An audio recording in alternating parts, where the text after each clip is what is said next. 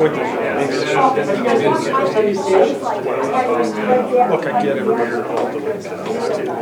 Oh boy, I tell you, we had some good. Sean got on the phone. Well, Brad asked whether it's my must be. Yeah, and you know, I think, And I was voted down by Laura in her leagues. at some point, it shows like in the He gets to chuckle. Yeah, but then everybody comes back. We're very interested. White must be selling today. Can I get everybody to sit down so we can start this meeting? Dick's time's worth a lot here, and we got $1 waiting on a dime here, so we got. That's right. First meeting of the year. First meeting of Socialize. 2015. Hello there, how are you doing? Good, how are you? Good. Dick's even closer. Sean, I didn't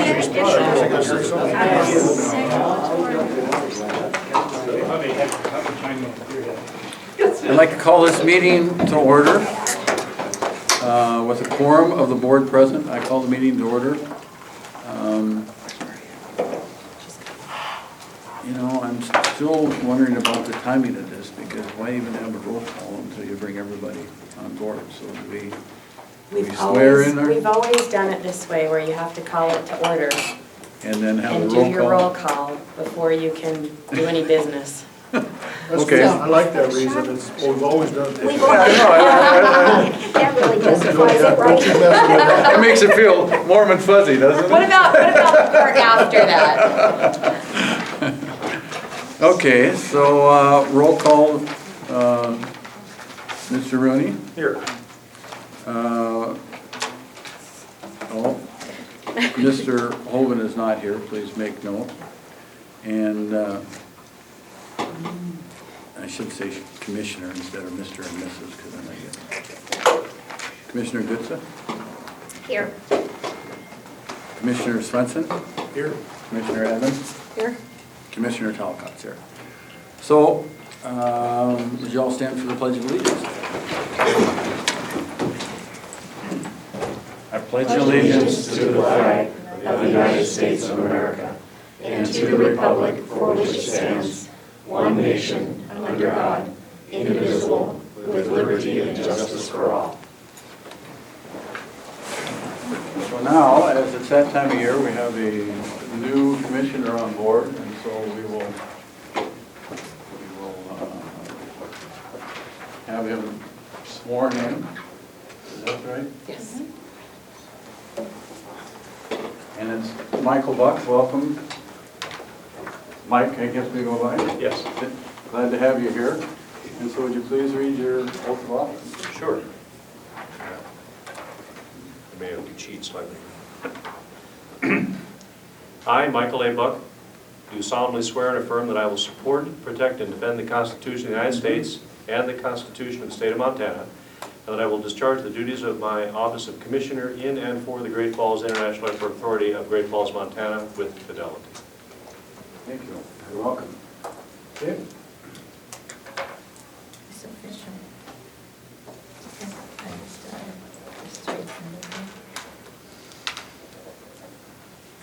Okay, thank you.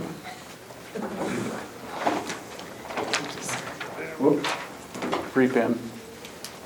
That's right. I must not have been very fast. Do we get to welcome him now too? Now that he's sworn in, can we welcome him? Sure, now that it's more. Welcome, can you tell us a little bit about yourself for the rest of us, and maybe even why you wanted to, you can sit down here if you like, or whatever you'd like to do. Maybe even why you wanted to be on the board. Well, the board was recommended by J.C. Kantorowicz and some other folks. And it just seemed like a natural thing for me to do. I've got 30 years of military and civilian aviation experience, a lot of that overlapping. And so I was hoping that I could bring some of that to bear on the needs of the city during the airport. So I was lucky to fly fast jets for Uncle Sam for 28 years. I did the last 16 here in the Air National Guard flying F-16s and F-15s. And I miss it every day. But we came to Montana first in 95. I joined the Air Guard in 95 as a part-timer. And then after 9/11, I went on full-time duty with the Air Force again here in the Montana Air Guard. That was in 2002 when we actually moved up here. We've been here ever since. You might recognize the last name from my wife Sheridan, who ran for office this past fall. So she had a lot of time, a lot of fun, learned a lot, and so now she's building up her war chest for next time. So. Well, thank you, and welcome. I'm sure you'll bring a lot to the board. So the next item on the agenda is the consent agenda, and without any objection, is there any objection to approving the consent agenda as it is presented? I'll read it to you at this time. The consent agenda is made up of routine day-to-day items that require board action but do not appear to have a significant public impact. Any item may be pulled from the consent agenda for separate discussion or vote by any board member. Included in the consent agenda is the approval of the board minutes, meeting minutes from December 11th, 2014, and the Finance Committee minutes from January 6th, 2015, and January 20th, 2015. Payroll checks from November in the amount of $67,945, and from December for $72,944. November maintenance and operations checks totaling $236,000, $236,868.79, and December maintenance and operation checks $21,100, $21,137, and $21,146, $21,152, and $21,154, $21,178, and they total $155,447.96. And the reason those weren't consecutively all in order, because we must have canceled some of them, so we... Yeah, the printer eats out the checks. What's that? My printer is eating up the checks. And Oh, your sometimes- printer was eating them up, okay. So we have two. And we have approved the passenger facility charge totaling November $80,000 and December $55,000, and also included the financial reports for November and December. Does anybody have anything removed from that agenda? Make a motion to approve it as presented. Is there a second? I'll second the motion. All those in favor signify by saying aye. Aye. All those opposed say nay. Approved unanimously. So we have the director's report. Yeah, Happy New Year, everybody. It's good to see you all again. And the first thing I wanted to do was just make note of a flyover at 2:45. The B-52s from Minot are going to be coming into the airspace and doing a couple close passes. So if the board chooses, we could recess for a little bit and go up to the corner party room up there and get a chance to view some of those B-52s coming in, or we could try the ramp. It might be a little chilly for that, but it's up to you guys if you'd like to view it. They don't get over here that often. In fact, I think it's the first time in 5 years that they've been here, at least since I've been here. So kind of a neat opportunity. Second, I was just going to make note of the record year you probably saw in the director's reports over the last few weeks. We did surpass 193,000 boardings for the first time in the airport's history. Also, we made it up over 386,000 total passengers, both inbound and outbound, which was a record on total passenger count. We're up about 4% on the year, and it was really exciting to see that kind of growth. Hopefully, this year we'll be able to come up close to those numbers again, but we'll see. Another thing I was going to mention is our airline conference season starts off early this year. I'll be traveling down to Denver on Sunday to take part in the Roots America Conference, which is the first of the 2015 opportunities to meet with the airlines. We'll have planners there from almost all the major U.S. airlines and quite a few international airlines. But we've got meetings with our current carriers set up. So far, JetBlue still accepted a meeting, which is always a good chance to talk to them and just see what their future plans are. Nothing immediate, I don't think, but good chance just to visit with them and also with our current carriers. Obviously, we'll be talking to both Delta and United about summer seasonal opportunities that we've been talking about the last year or so, and beginning to shape up our SCASD grant, which will be due in May or June, which is our Small Community Air Service Development Grant. It's an FAA program that allows us to apply for dollars to put a new route in. And this conference is typically overseas, so it's a great opportunity to go to this one. It's actually in Denver this year, so we chose to go to it since it's so early. There's one or two other ones that we'll consider. Sixel, which is our consultant, puts on a conference sometime usually around March, and then there's a opportunity to meet with Allegiant. Typically, they have their own conference. They won't accept meetings at anyone else's conference unless you're a new airport. If you're one of their existing airports, they expect you to come to see them in Las Vegas, and they do that once a year. So we'll consider that this year, and then there's Jumpstart, which is the conference we normally attend. That's in June this year, and given how late it is, we may or may not go to that one. It's in Seattle this year. So we'll be kicking off the year quick this year. Typically, these conferences don't start till late February or early March. So I think the timing is actually really beneficial. This year, we'll get a chance to see what's on the airline's mind and see how we did last year while that information is still fresh. So we're excited to get down there and do that. And then the last thing I was going to mention on the director's report, we've had some conversations with the city. You're probably aware of the old water tower, 1940s water tower out here on our property is failing and in need of replacement.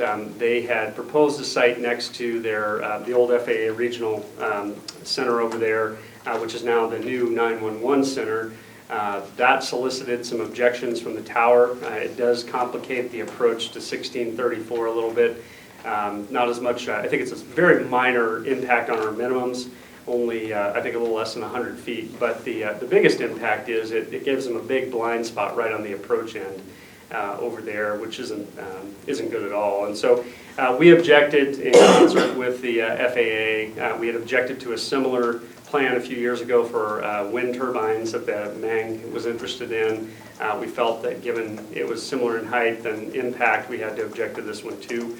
And so the city is interested in another location, and they've asked that we help them a little bit by potentially acquiring some land on the other side of the interstate, and then potentially swapping them for the 3-acre parcel next to the 911 center.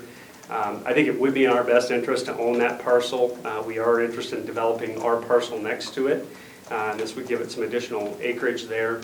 And given that our process is a little less complicated than the city's process, I think there is some merit in potentially looking at acquiring that property. Obviously, nothing would happen until we get closer to a understanding what the financial implications would be.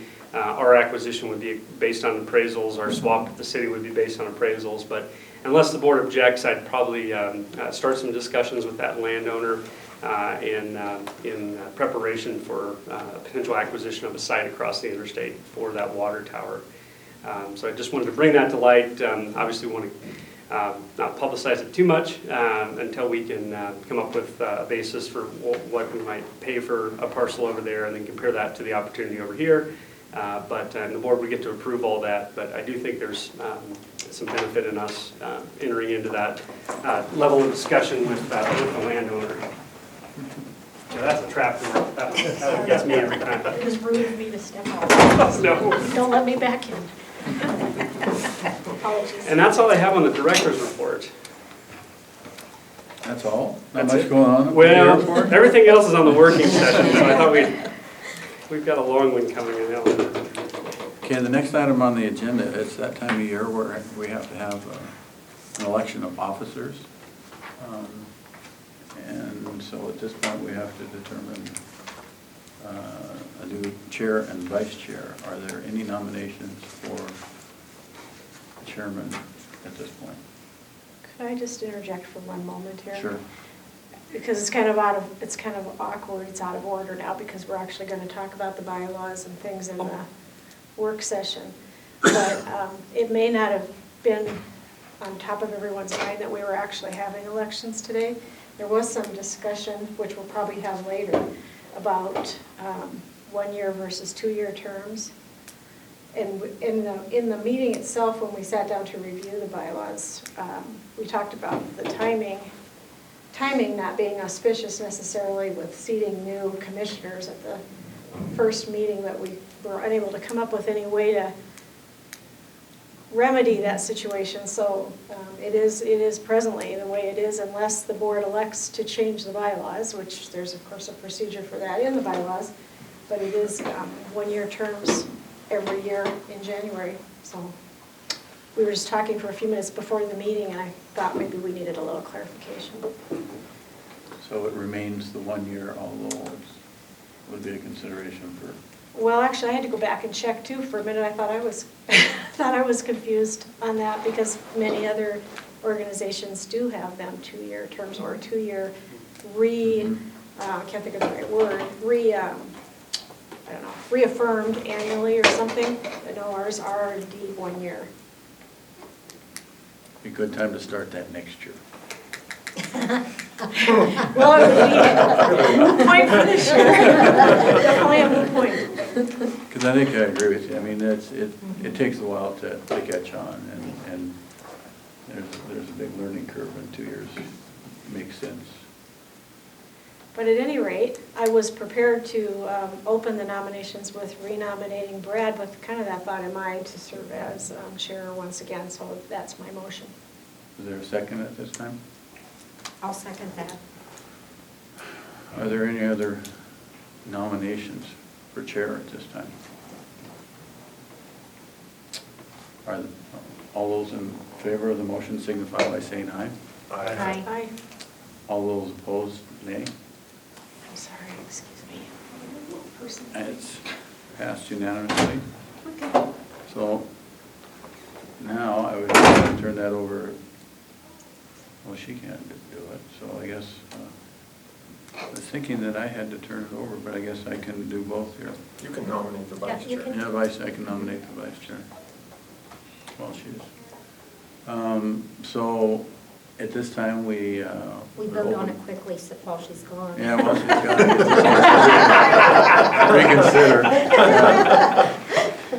So at this time, we'll open the board's nominations for vice chair. Are there any nominations for vice chair at this time? Sure, I'll nominate Deb. I'll second the motion. It's been moved and seconded. Are there, Deb, for vice chair? All those in Last favor, one. all those in favor of Deb Evans for vice chair, Oh. please That old By adage saying- about don't leave yeah. the room, huh? signify by saying aye. Aye. All those opposed, please say nay. It's unanimous. Just be thankful you didn't leave 5 minutes. I know, Yeah. what might have You might have happened? had 2 years. If you're out there for any longer. Okay. So we have new officers for another year, and now we have the much-discussed 13-14 audit. Yeah, if the board would like, I'd offer Rick Reisig from our audit team to give a general overview, and then Rick, maybe after, I'll talk a little bit about the MD&A, if that makes sense. And I did bring drafts because I didn't know if you, I know you all received an electronic copy, so if you didn't and want one, I have one. But if you are set to go, I won't burden you with any more paper. So do you have, anybody need a copy? I'd use one too, Rick. I think Dan wanted one. No, I have a copy. I think I've got the electronic. I'll take Come one. on. Yeah, Thank if you. you have a copy, I'll just. Yeah. It's dated 30. Here, one more is the one that Vivian pushed out last Yeah, year. this would have been the Yeah. same. And you got yours. I do. I left mine at the printer. Yeah, that's a lot of paper to force you to copy. I did it though, I left it in Oh, the is that office. Just to give an overview, again, you're a governmental entity, so it dictates the kind of reporting that you do and the format of the reporting. And so where you might be used to seeing a particular type of financial statement in a particular way, it may not be the same as is presented here, just because of you being a governmental entity. And so the report package is set up in sections, if you will. And the first part, of course, is the management discussion and analysis, which John is going to go through here in a second. And that's totally driven by your management.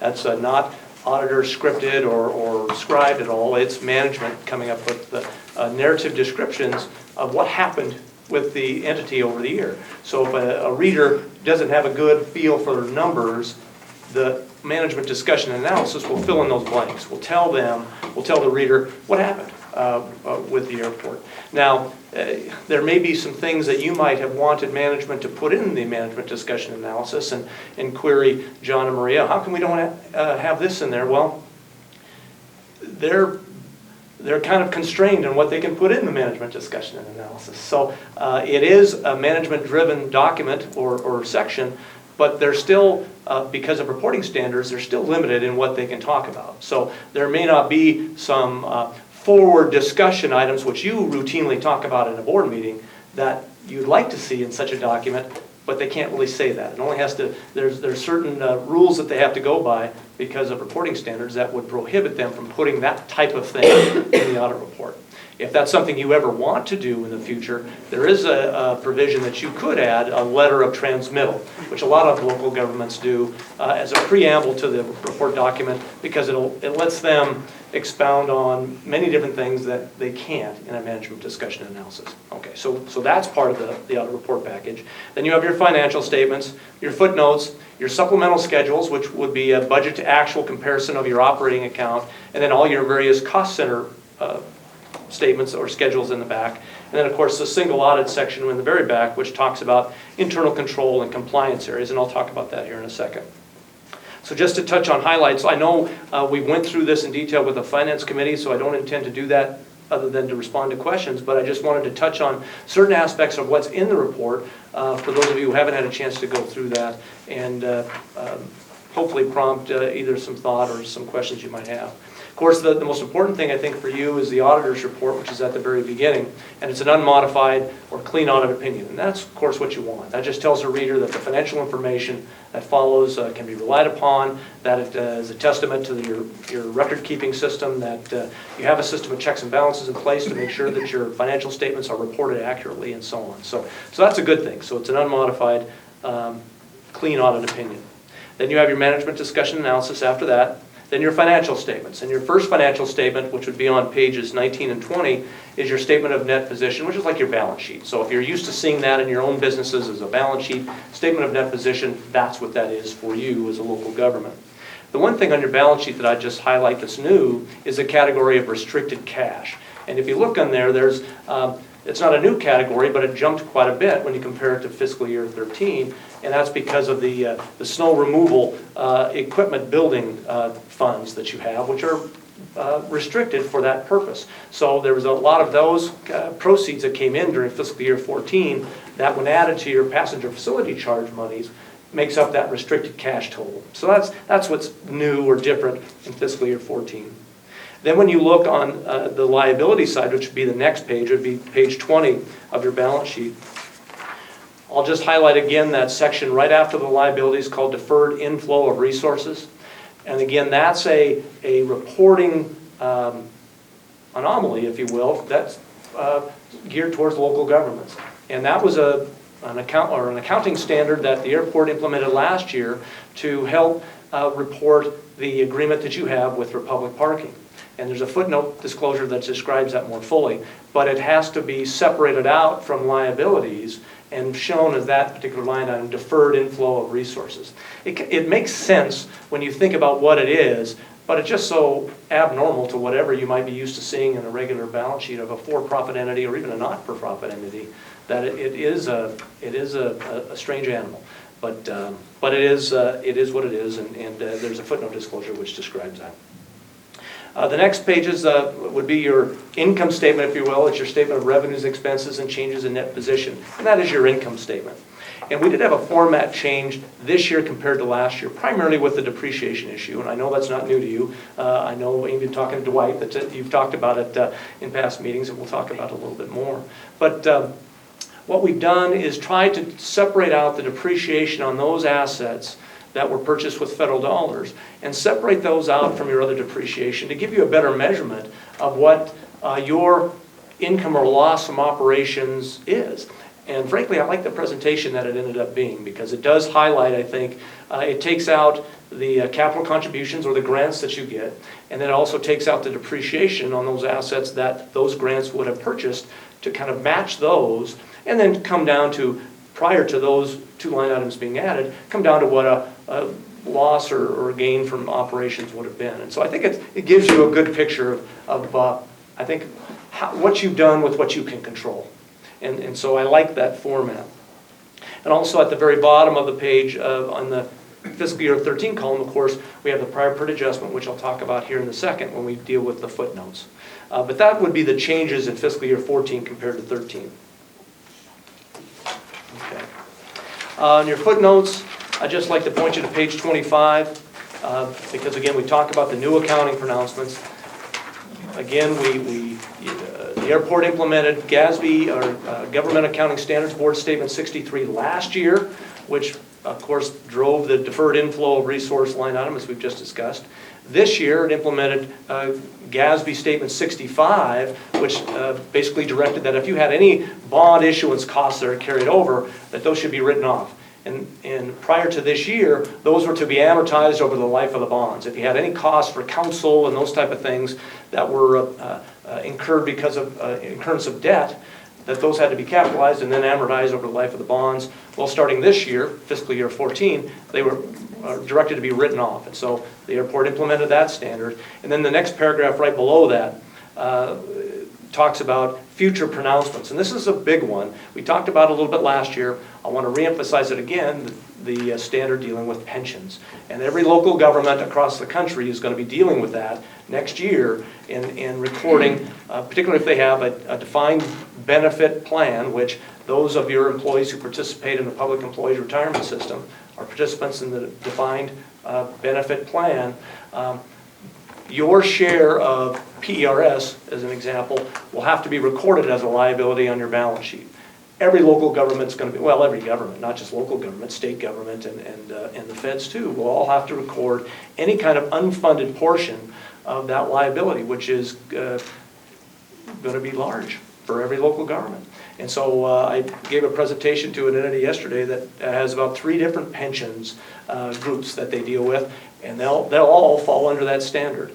And the idea is to give the reader a snapshot as of the end of June in our case, a snapshot of what our future liability may be given this point in time for the employees that we currently have and the benefits that they're going to draw out of the pension plan. Are we responsible for What's this? that? We aren't responsible for that. No. What you're doing exactly what you should be doing in funding your obligation. You're fully funded in your obligation, just as your employees are. But it basically tells the local government how much of that obligation that you're not paying. And so where you're paying what the Montana law would dictate that you pay, it's not keeping up with what the obligation is going to be. And so, and it isn't anywhere across the country, especially with a defined benefit plan. And so it's telling the local governments, this is how much of that liability is presently unfunded. And if something doesn't change, that you potentially could be on the hook for that, because that's by legislation, that's the promise that you make to those employees in funding that plan. Someone yesterday at the presentation I made said, well, it's a scare tactic that's been going on for a few years with a lot of pension plans to get entities to switch to a defined contribution plan. I can't argue with that. I can't argue with that. Defined benefit plans are few and far between anymore. And but that's what we'll have to be dealing with. And I know I suspect your entities that you're involved with will be talking about that if they haven't already in the next year. I know PERS will be sending out some information to all the participants of their plan in the next year, because they'll have to. They have the burden of separating out the piece of the pie and letting the participants know what their obligations are. But it's a big deal. I mean, for many local governments, it's going to totally flip their balance sheet and their equity position because of that unfunded liability, depending on what it is. And how meaningful it is, I understand the rationale of the liability, but I'm not sure how meaningful it is in the long run just because of what you just said. You know, are we on the hook for this today? Well, no, but it's meant to tell the taxpayers in a local government setting what future obligations out there as of today if things were not to change. Just a quick question, we're paying into PERS, is that what it is? Yes. Dumb question, do we pay into Social Security too? In Montana, you do. Pay into both? Yeah, in Colorado, you do not. So there's examples of either. And the idea here is that then when the employee retires and starts pulling it out, well, they've already taken care of the Social Security part of it. So it's just tax at regular income tax rates then. Because I thought I looked at the numbers, and the numbers are very similar, aren't they? Yeah, they are. So I didn't know whether It's like a percent, just by coincidence, because, yeah, Social Security is 7.65 and PRS is like 7.09, and it's very close. Okay. So Rick, haven't publicly traded companies had to disclose that for quite some time? Yeah. Yeah, so I was. And that's what that's patterned after. Yeah, exactly. So I think there's just been a lot of discussion about it in the last few years. I think there'll be some movement on it after this year because everybody's going to have to book it, you know, book that liability. And that might prompt some revision or change or something on that because that's when the reality of implementing the standard comes into play. So, okay. Then on the last part of the footnotes, and I thought I'd written the page number, but it's I bet it's like page 40 or 41, which there's 40, two I foot. think. Oh, I'm sorry about that. 41. Page 40 and 41, there's two notes. On 41 is the subsequent event note, and that's just telling the reader that after the end of June, the airport did extend its agreement with Republic Parking for another 6 years, I think, until 2021, as far as the lease on the parking. And we have a footnote disclosure, again, talking about that service concession arrangement with Republic, and the subsequent event note would just tell the reader that that's actually been extended after the end of the year, so a subsequent event to following the year. And then on page 40, of course, is the prior period adjustment footnote, which tells the reader that we did have a change in how we dealt with depreciation for the year, where the airport was following regulatory guidance and switching it now over to what's determined to be generally accepted accounting principles, and therefore we're restating the 13 fund balance because that's the earliest period presented in this financial statement.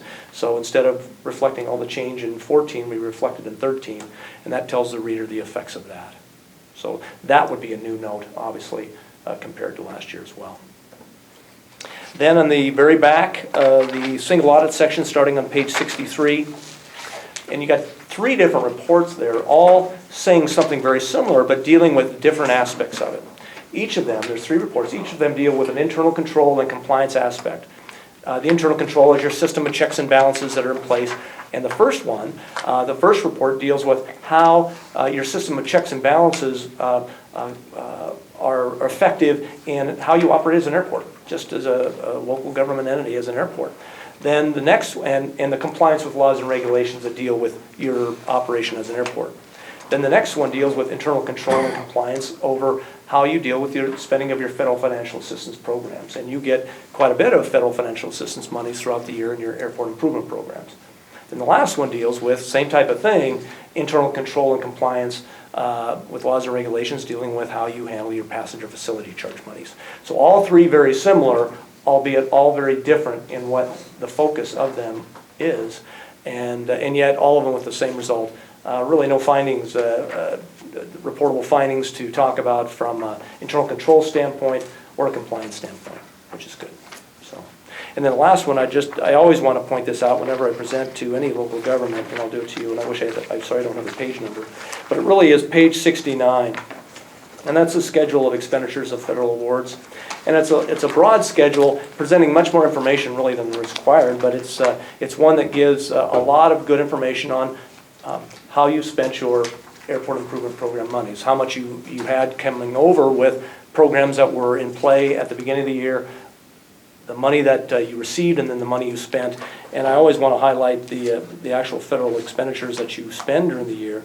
In this case, as of during the current year, you spent $2.3 million, which was probably low compared to prior years because of the amount of grants that you've received and all the improvements that you've done. But I think it's significant because of the aspect that you've done in going out and getting federal monies, which certainly helps the rest of us that live down below the hill. You're not charging any local taxpayer money, rather you're getting federal grants to help out with the improvements of this facility. So always want to highlight that for any local government and how much federal monies that they get. So, real quick and brief summary of what's there. Any comments from the audit committee in particular, or questions, or anything you want to point out? I think we've hashed through them pretty well, and I'm accepting. I think we had some good audit meetings. I think we accomplished quite a bit, and I think the audit report is a result of that. And I think, Rick, you said it, but both of those last three statements show a real clean bill of health. They do a very good job up here, both John and Maria, of keeping the financial statements in very good working order. So it may not come out as well in that paper as it should, but you guys do a good job. Thank you. Any other comments? You know, I just had one, and Rick, I talked to you about it a little bit, that, you know, I think that it was kind of stressful on staff, and probably you guys too, on this depreciation schedule. And, you know, unfortunately it reflects, like I said, on the local guys, on you folks who we have a long-standing relationship with. But, you know, it's not a problem that any of us brought. And like I always tell people, if you're going to bring a problem, bring a solution too. And I think AZ was pretty good at pointing out the problem, but they really didn't have a workable solution. And so their problem became our problem. And I think it was just secondhand. I think it was a lot more effort and pain than it should have been.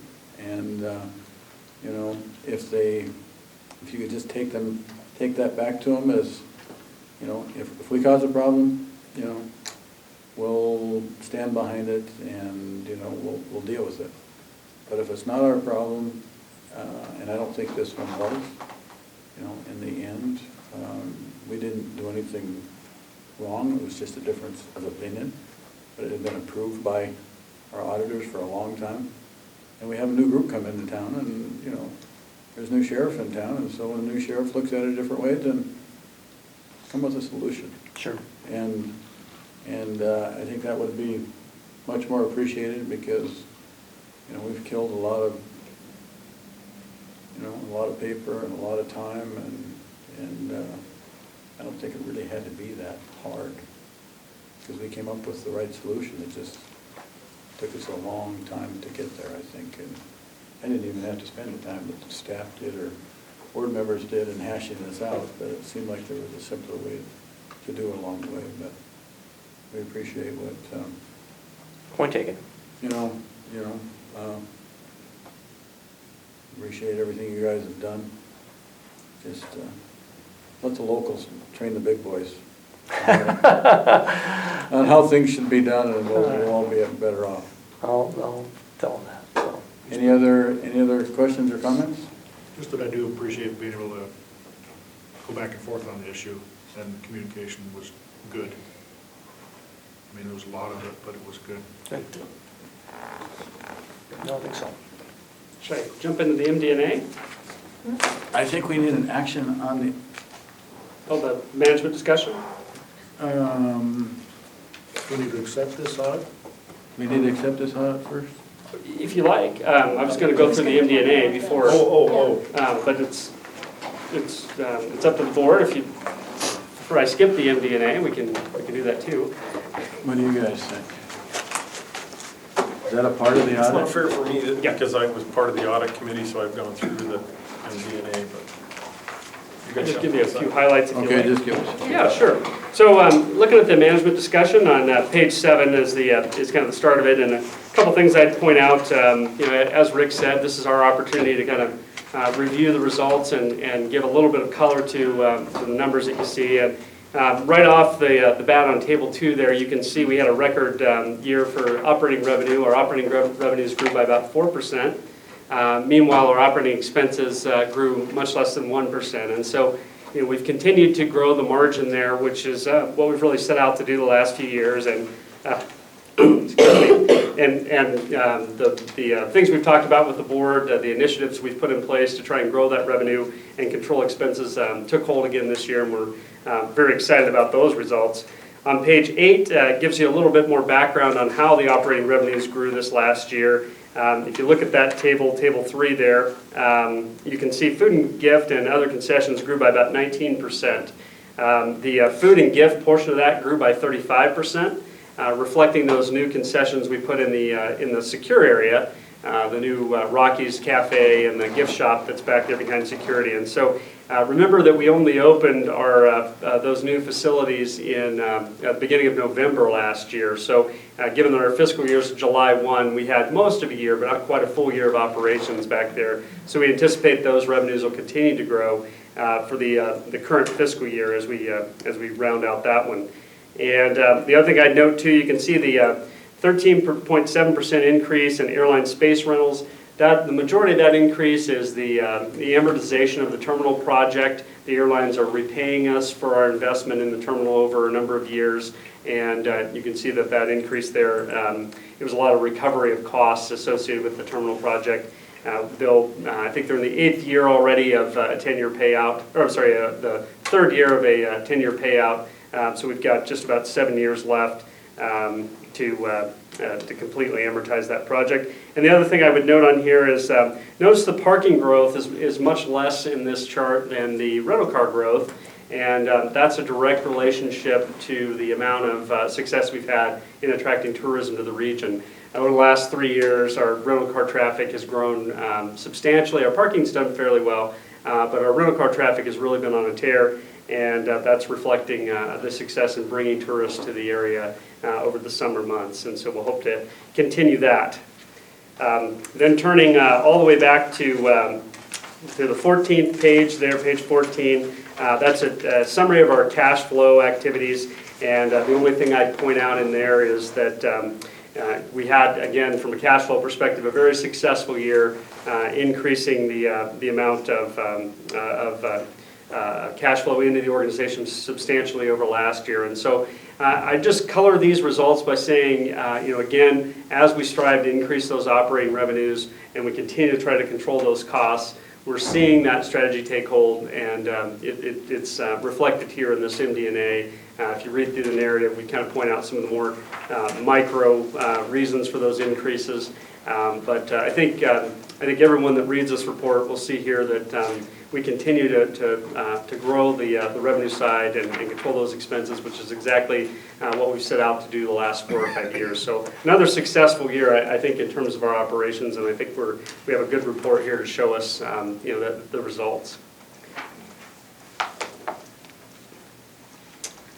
Any comments this time? The chair will entertain a motion regarding the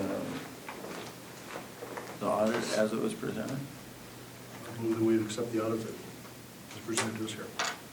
Is there a second? Second the motion. Is there any further discussion at this time concerning the audit for the 2013-2014 annual audit? All those in favor of approving the audit as presented signify by saying aye. Aye. Aye. All those opposed, please say nay. Passes unanimously. And I just, not being a part, thank you very much. Yeah, you bet. Appreciate Thank it. you. For all the hard work that you have put in on this one. It's always tough when people come in and scrutinize every single number that you've done over the year, but we got her done, and we got the audit that we were looking for, and it's as we we operate as we should, and revenues are good, and you guys are doing a good job up here, so appreciate it. So at this time, any airport authority comments at this time? At this time, Michael, we just walk around and ask if there's any comments from the board that they would like to state at this time, and so we just start at the end. Commissioner Buck, do you have any comments at this time? No, thank you. Commissioner Rooney? None for the audit, or for the meeting, but I would like to go outside. and see the 2:45. flyby. Just go outside That's a and go outside. I second that. I second that. Commissioner Swenson, any comments at this time? Nope. Commissioner Evans? Well, I apologize for having to walk out twice, number one, and I was going to probably mention this during your report, John. I don't even know if you touched on anything related to it, but I just had heard last night that Allegiant pulled out of Lansing, Michigan. Oh, really? For the second time now, apparently, which Lansing is the state capital. Getting a lot of negative press on that. But I didn't get a chance to look into it any further. But kind of, I mean, I got the impression from the communication it was without much notice. That's unfortunately very typical for Allegiant. So they've pulled out of markets, for instance, Fort Collins, they pulled out of overnight without even mentioning it to the airport. The airport actually found it through a press release. It happened in Colorado Springs for a while too, with some of their Las Vegas flying, and then everything, and then now they're back again. And they're very cost sensitive. Lansing is a brutal air service market. If you know anything about the geography in Michigan, there, you know, the mitten there, there's 5 airports within, I think, 150 miles of each other if you take the center point, and they compete, just bloody competition for traffic. And I haven't read the press release on Lansing yet, but that is you have to be very careful with Allegiant. They'll move service, and there's not a long relationship building process like there is with some of the other carriers. Anything else? Nope. I have no comments. Any comments from the public at this time? With no further business to come before the board, I declare this meeting adjourned, and we'll reconvene for the work session in like 5 minutes. And hopefully have it done by 2:45, but it's a very lengthy one, so we might have to have a break in between. Are they right on the nose? Are they just flying by, or are they landing? They're going to do a couple touch and goes. Really? Yeah, they may actually not, they're not supposed to touch down, but they might touch down because we're actually not wide enough, they need 200 feet, we're 150, so. But they're going to do a couple flybys, so the tower's going to, as soon as they get them on the screen, they're going to alert us and let us know they're coming. They were supposed to be here